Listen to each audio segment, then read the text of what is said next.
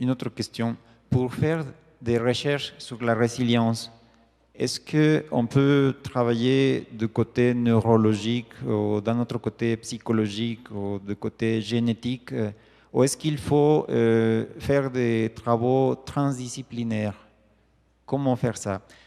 Alors, notre attitude, elle est transdisciplinaire. On pense que on ne peut pas expliquer tout avec une seule discipline. Et le fait de faire des équipes pluridisciplinaires change même la manière de penser le problème. Par exemple, lorsqu'on fait des études biologiques, si on reste entre biologistes, on ne soupçonne même pas les autres problèmes. De même, les sociologues qui font des études passionnantes en sociologie, ils savent à peine où est le cerveau. Et lorsqu'on associe maintenant des neuroscientifiques avec des psychologues et des sociologues, ça change complètement le problème et les éventuelles solutions.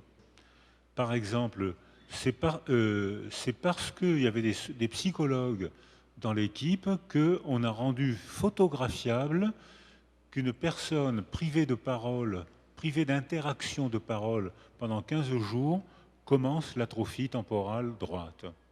En France, maintenant, la moitié des publications de neurologie portent sur ce sujet. Et les décisions sont la conséquence de cette représentation scientifique. Quand on a travaillé avec les enfants roumains qui étaient placés dans des situations de carence affective totale, leur cerveau était très abîmé.